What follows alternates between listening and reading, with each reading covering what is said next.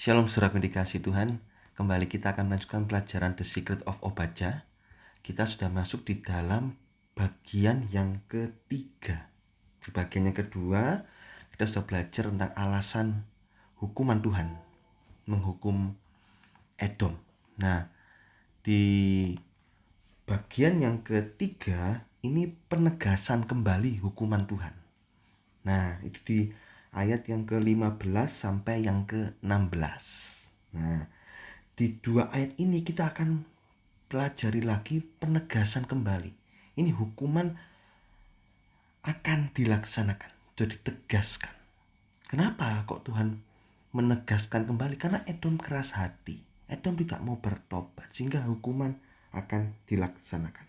Di ayat yang ke-15 dan ke-16 ini merupakan kesimpulan dan keputusan Tuhan yang tidak tertangguhkan lagi.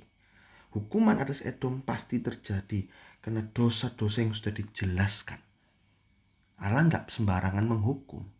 Allah menghukum ada alasannya dan selalu alasannya itu tak terbantahkan. Nggak bisa kita membela diri kita di depan Allah. Karena Allah tahu segalanya. Masa lalu kita yang kelihatan maupun yang sampai ke dalaman dasar hati pun Allah tahu. Kita nggak bisa tutupi. Dan kita nggak bisa membela diri kita. Kalau Allah sudah memberikan keputusan, ya kita harus bertobat. Atau nggak mau bertobat, tetap membantah dan lain-lain. Ya ini, ayat 15-16 muncul, ditegaskan kembali. Saya akan bacakan dalam terjemahan King James Indonesia. Kita belajar dulu satu ayat di ayat yang ke-15. Dalam bahasa Inggris yang saya terjemahkan seperti ini. Karena hari Tuhan telah dekat kepada semua bangsa-bangsa. Sebagaimana engkau sudah melakukannya, maka ini akan dilakukan kembali kepadamu. Perbuatanmu akan kembali menimpa di atas kepalamu. Apa yang dia tabur itu akan dituai. Ya. Nah, dalam terjemahan baru saya akan bacakan supaya menjadi pembanding ayat ke-15. Sebab telah dekat hari Tuhan menimpa segala bangsa. Seperti yang engkau lakukan, demikianlah akan dilakukan kepadamu. Perbuatanmu akan kembali menimpa kepalamu sendiri. Ya, hampir sama ya saudara. Jadi apa yang dikerjakan Edom itu akan Edom tuai. Nah, pada ayat yang ke-15 ini dijelaskan tentang hukuman Tuhan yang akan menimpa Edom. Hari Tuhan ini tidak memandang bulu dan terus bergerak menuju titik start, titik mulai hari Tuhan tersebut.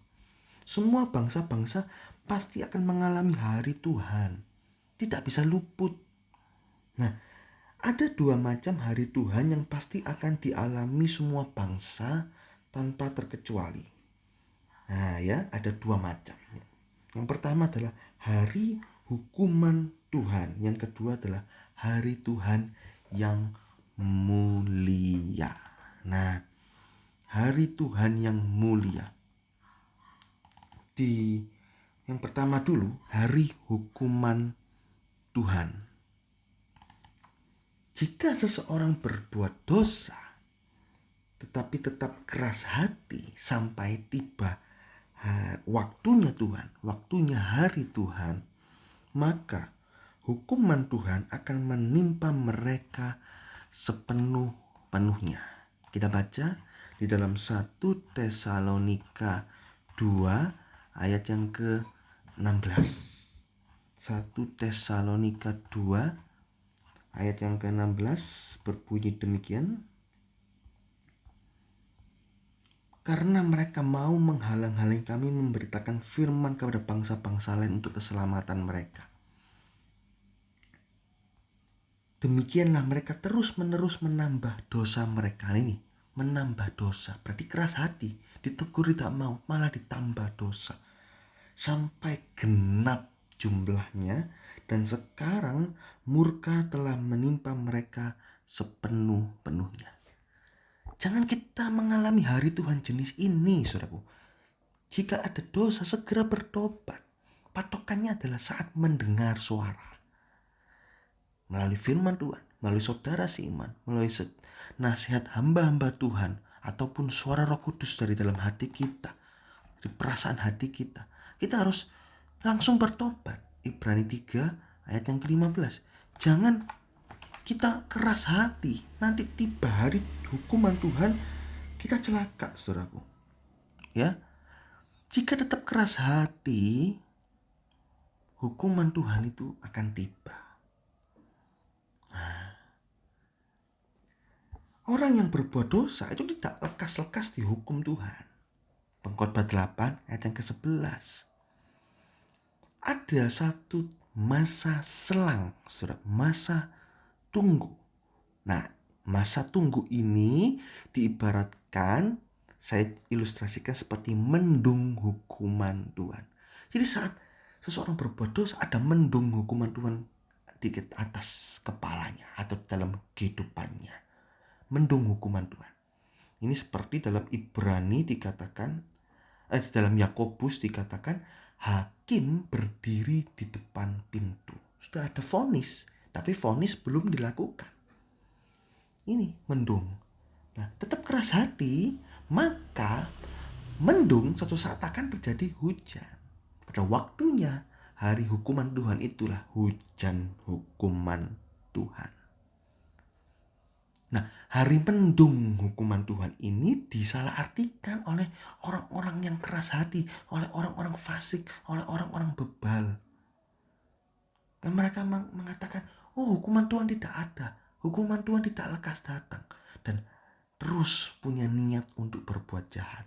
Pengkhotbah 8 ayat yang ke-11. Padahal mendung hukuman Tuhan ini adalah proses di mana seseorang harus bertobat. Tuhan inginkan ada peringatan mendung ini, ayo bertobat. Tapi gak mau bertobat. Akhirnya hujan hukuman Tuhan tiba. Mendung hukuman Tuhan ini adalah masa kemurahan Allah. Oleh karena itu jangan pernah melihat kesuksesan orang lain dengan iri hati, saudaraku. Karena kalau kesuksesan itu dilalui dengan perbuatan dosa, itu masa mendung hukuman Tuhan. Kita baca ya, Mazmur 37 ayat yang ke-1. Supaya kita ngerti, jangan iri dengan kesuksesan orang lain yang dilakukan dengan perbuatan-perbuatan jahat. Jangan marah karena orang yang berbuat jahat. Jangan iri hati kepada orang yang berbuat curang. Mereka berhasil loh dengan berbuat curang, iri. Gak perlu. Karena itu mendung hukuman Tuhan. Jika saatnya tiba, waktunya tiba, tidak bertobat, mendung hukuman Tuhan itu jadi hujan hukuman Tuhan. Ada orang korupsi, tidak ketahuan, enggak apa-apa, kita iri kok, hidupnya kok sukses gitu ya, bisa korupsi enak. Pada waktu hujan hukuman Tuhan tiba, kebuka semua, ya sudah, masuk penjara, dimiskinkan dan lain-lain, menanggung malu. Nah ini, jangan mengira hukuman Tuhan itu tidak ada. Hukuman Tuhan itu ada. Hakim berdiri di muka pintu, kata Yakobus. Jadi hati-hati. Kalau ada mendung, itu kemurahan, segera bertobat. Hari hukuman Tuhan yang selanjutnya adalah saat kematian. Ibrani 9 ayat yang ke-27. Di mana orang yang hidup dalam dosa akan langsung dihakimi tanpa pernah bisa memohon ampun. Sudah. Satu kali manusia mati langsung dihakimi. Pohon sudah jatuh di mana, di utara atau di selatan, ya tempatlah itu mereka, pohon itu jatuh, tergeletak. Tidak bisa, sudah jatuh di utara terus pindah ke selatan, tidak bisa. Ini lambang orang sudah mati, letaknya di mana? Dalam dosa masuk neraka, kesucian masuk surga, sudah nggak bisa dirubah.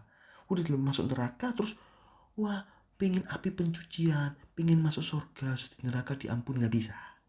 Nggak bisa. Itu Pengkhotbah 11 ayat yang ke-3. Bila pohon tumbang ke selatan atau ke utara, di tempat pohon itu jatuh, di situ ia tinggal terletak. Ibrani 9 ayat 27 juga mengatakan, satu kali manusia mati langsung dihakimi. Nggak ada reinkarnasi, terus api pencucian di neraka selama ribuan tahun kemudian kembali ke surga. Tidak ada seperti itu. Kita harus tahu bahwa pengampunan hanya berlaku saat kita hidup. Tapi jika mati, tidak ada pengampunan, penghakiman yang ada. hukuman atas orang fasik itu berlaku kekal, yaitu di neraka. Oleh karena itu jangan kita enak-enak berbuat dosa, santai, tidak ada masalah. Saat kita mati, itu semua harus dipertanggungjawabkan dan tidak ada lagi kesempatan kedua. Hari hukuman yang ketiga, yang selanjutnya adalah saat minggu ke-70 Daniel pada waktu 3,5 tahun pertama, di mana orang-orang yang main-main dalam dosa tidak akan menganggap zaman itu sebagai zaman yang mulia, melainkan zaman hari hukuman Tuhan. Kenapa? Karena ada peristiwa-peristiwa Ananias dan Safira di sana. Masuk gereja, kita bohong, ditunjuk, mati di tempat. Akan ada banyak orang-orang mati di tempat, sehingga orang-orang yang menutupi dosa, yang keras hati dalam dosa, mereka akan takut dan mereka akan keluar dari gereja, meninggalkan gereja, karena takut mati di tempat. Itu orang-orang yang keras hati dalam dosa. Hal ini mengakibatkan pengunduran diri orang-orang yang suam-suam kuku ini. Yang tersisa hanyalah gereja tubuh Kristus global yang siap pengangkatan, yang terus bertumbuh. Sebagian orang akan tumbuh jadi sempurna, akan muncul 144.000 orang sempurna. Jadi hari Tuhan di dalam minggu ke-70 Daniel, 3,5 tahun pertama, pelajaran minggu ke-70 Daniel, sudah bisa cari di playlist The Secret of Judas. Saya ceritakan panjang lebar tentang minggu ke-70 Daniel di situ. Dan nampaknya ini hari mulia, suatu wonder, suatu keajaiban bagi gereja, di mana ada pelayanan orang sempurna, di mana juga gereja Tuhan bertumbuh dengan cepat, di mana juga kesembuhan mutlak, saudaraku. Kesembuhan, sakit sembuh, gak ada lagi sakit gak sembuh, gak ada. Di situ gereja Tuhan betul-betul luar biasa, perjamuan suci tiap hari, dan terus pertumbuhan rohani luar biasa. Hitungannya hari, pertumbuhan itu cepat. Tapi bagi sebagian orang yang suam-suam kuku, yang main-main dalam dosa, itu bukan hari yang mulia, tapi hari hukuman, di mana orang takut ke gereja. Kalau ke gereja nanti ditunjuk dosa, mati di tempat. Nah, ini saudaraku, hari hukuman Tuhan yang terakhir itu saat minggu ke-70 Daniel pada 3,5 tahun kedua, di mana orang-orang yang ketinggalan, jika mau tetap masuk surga, harus mengalami hukuman Allah. Melalui siapa? Melalui tangan antikris, siksaan antikris, di mana orang-orang yang ketinggalan disiksa dengan siksaan yang belum pernah terjadi dan tidak akan pernah terjadi lagi. Kita bisa mengatakan ini kesempatan terakhir bagi orang beriman untuk masuk surga. Jika mereka tidak mau bertobat juga, ikut antikris, akhirnya pada perang Harmagedon, orang-orang fasik ini dibunuh mati kekal, masuk di dalam neraka yang kekal. Mati masuk dalam neraka yang kekal. Dan kemudian dilanjutkan pada lautan api yang kekal, atau disebut Gehenna. Wahyu 20 ayat 13-15. Kesimpulannya, saudaraku, tidak ada riwayat yang baik bagi diri orang fasik. Hari Tuhan merupakan hari hukuman buat mereka. Semasa hidup ada mendung hukuman, masuk hujan hukuman, mendung hukuman, hujan hukuman, terus panjang masa. Kalau nggak bertobat, sampai akhirnya mati masuk neraka. Atau nggak mati pada waktu kedatangan Tuhan. Pada waktu dimulainya minggu ke-70 Daniel 3,5 tahun pertama, itu juga hari hukuman, bukan hari yang ajaib, karena mereka ditunjuk dosanya, sehingga ada banyak mati di tempat. Akhirnya mereka mengundurkan diri, yang tetap keras hati dalam dosa, akhirnya masuk dalam antikris, zaman antikris, tetap tidak mau bertobat, akhirnya mati kekal di neraka. Nggak ada riwayat yang baik. Oleh karena itu, begitu kita ada dosa, cepat bertobat, jangan berbuat dosa lagi. Ini ya, ini poin pertama, hari hukuman Tuhan. Jenis yang kedua, hari Tuhan yang mulia. Ini dinikmati oleh orang-orang suci. Orang-orang suci yang telah selesai menjalani masalah, maka ada kemuliaan Tuhan yang menanti. Roma 8 ayat 28, Mazmur 37 ayat 10. Hari Tuhan yang mulia selanjutnya itu saat orang-orang suci meninggal dalam Tuhan. Maka itulah penderitaan yang terakhir. Penderitaan yang berakhir. Penderitaan yang berakhir. Di mana kita ketemu Tuhan, tidak ada air mata, tidak ada tangis, tidak ada penderitaan lagi. Hari Tuhan yang mulia selanjutnya adalah pada saat akhir zaman, pada saat minggu ke-70 Daniel 3,5 tahun pertama. Di situ orang-orang suci akan melihat hari Tuhan yang mulia. Suasananya begitu luar biasa. Gereja mengalami zaman keemasan. Wahyu 12 ayat 1. 3 pribadi Allah bekerja penuh melawat gerejanya. Walaupun orang-orang setengah hati akan tidak tahan melihat disiplin gereja yang meningkat. Anania Safira, saya sudah cerita bolak-balik. Anania Safira, peristiwa ini akan terulang kembali. Tapi orang-orang yang suci akan melihat ini suatu keajaiban. Orang sakit sembuh. Nggak ada yang sakit dan tidak bisa mati. Orang-orang yang suci nggak akan mati, tetapi akan diubahkan masuk dalam pengangkatan. Kalau sudah minggu ke-70 Daniel, itu akan ada penambahan umur. Mungkin harusnya mati, umurnya selesai. Misalnya minggu ke-70 Daniel dimulai tahun 2022 Januari misalnya. Orang itu si mati Januari 2022, tapi karena minggu ke-70 Daniel dimulai Januari, umur orang yang mati itu diperpanjang, gak jadi mati. Jadi sampai 3,5 tahun, sampai 2023, 24, 25 Juni pengangkatan. Jadi orang-orang suci akan ada pertambahan umur sampai pengangkatan, gak akan mati.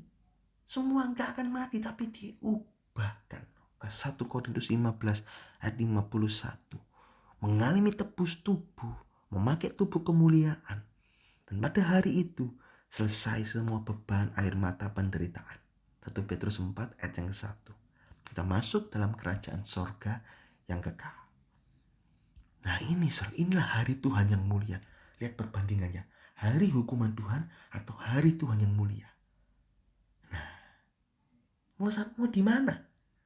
Riwayat orang-orang suci selalu indah. Saat di dalam dunia, hari Tuhan yang mulia saat apa? Saat selesai masalah. Ada masalah, kita hadapi dengan iman, dengan sukacita. Kita periksa diri, gak ada dosa. Kita hadapi ini ujian, gak bereaksi dosa. Akhirnya hari Tuhan yang mulia tiba. Masalah diubah menjadi kemuliaan. Masalah diubah menjadi mujizat. Memang ada orang-orang mereka-rekakan jahat, tapi Tuhan mereka-rekakan yang baik. Kejadian 50 ayat yang ke-20. Nah kesimpulannya, bagi orang beriman, semua hari Tuhan adalah hari yang baik dan mulia. Kejadian 1:21. Tidak ada hari yang buruk, tidak ada hari giong, hari sial, tidak ada. Mungkin mata manusia, orang-orang beriman mengalami kesulitan, mengalami kejadian tidak baik, tapi semuanya itu akan diubah pada waktunya Tuhan. Segala sesuatu menjadi kebaikan bagi orang yang mengasihi Dia. Roma 8:28. Tidak ada hari buruk bagi orang beriman. Semuanya hari baik. Kunci utamanya adalah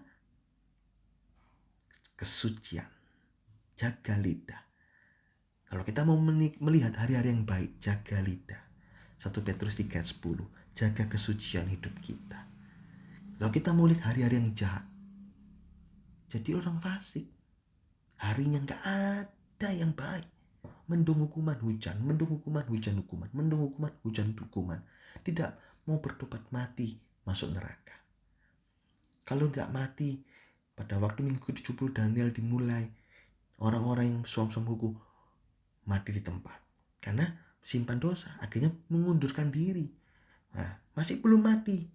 Masuk ke minggu ke-70 Daniel 3,5 tahun kedua zaman antikris. Disiksa dengan siksaan yang belum pernah terjadi dan tidak akan pernah terjadi lagi. Siksaan yang dahsyat. Gak ada yang enak. Tapi tetap mau bertobat. Dia mati pada perang Harmagedon. Gak ada. Ini peringatan, saudara. Peringatan di dalam Obadja 1 ayat yang ke-15. Ini peringatan keras bagi orang fasik. Tidak ada. Telah dekat hari Tuhan menimpa segala bangsa. Segala bangsa. Tapi hari Tuhan yang mana yang kita nikmati? Hari hukuman Tuhan atau hari Tuhan yang mulia? Ya, seperti yang kau lakukan, demikian akan dilakukan kepadamu. Ini peringatan. Kalau kita tabur, kita akan tuai. Segala perbuatan dosa yang telah dilakukan Edom akan kembali menimpa Edom. Kalau istilah dunia itu karma. Kita nggak mengenal karma. Kita nggak boleh bicara karma. Tidak ada karma. Memang definisi karma adalah kumpulan tindakan atau perilaku atau sikap dari kehidupan masa lampau menentukan nasib saat ini. Orang Kristen tidak mengenal karma karena karma mengandung pengajaran reinkarnasi. Kalau kamu berbuat jahat saat ini, kehidupan selanjutnya kamu akan ada karma. Kamu lahir mungkin jadi bekecot, jadi keong dan lain-lain, jadi binatang. Nah, ini mengandung reinkarnasi atau kehidupan kembali. Nah, kita tidak mengenal reinkarnasi. Saya sudah jelaskan di awal bahwa orang beriman tidak mengenal reinkarnasi berdasarkan Ibrani 9 ayat 27, bahwa sekali orang mati langsung dihakimi, tidak ada kehidupan kembali. Oleh karena itu kita tidak memakai istilah karma, tapi kita memakai istilah tabur tuai. Ayub 4 ayat 8, Galatia 6 ayat 7 sampai 8. Edom menabur kejahatan, maka dia menuai hasil penaburannya, yaitu hari hukuman Tuhan. Jadi apa yang kita kerjakan akan dipertanggungjawabkan. Jika kita kerjakan hal yang baik, maka kita akan menuai yang baik. Jika kita kerjakan yang jahat, bahkan kita cuma kerjakan yang jahat hanya sekedar ucapan. Matius 12 ayat 36. Mati kon. Mati. Ya sudah, kita akan tuai apa yang kita ucapkan. Hati-hati saudaraku. Ini ayat 15. Udah ditegaskan kembali. Hari Tuhan akan menimpa. Hari Tuhan mana? Hari Tuhan yang baik, hari Tuhan yang mulia, atau hari hukuman Tuhan? Dan apa yang kita tabur, itu akan kita tuai. Saudara mau tabur yang mana? Ayo, tabur yang baik. Kalau saudara dengar firman Tuhan hari ini, taburlah yang baik. Maka kita akan menuai yang baik. Puji Tuhan, Tuhan Yesus memberkati.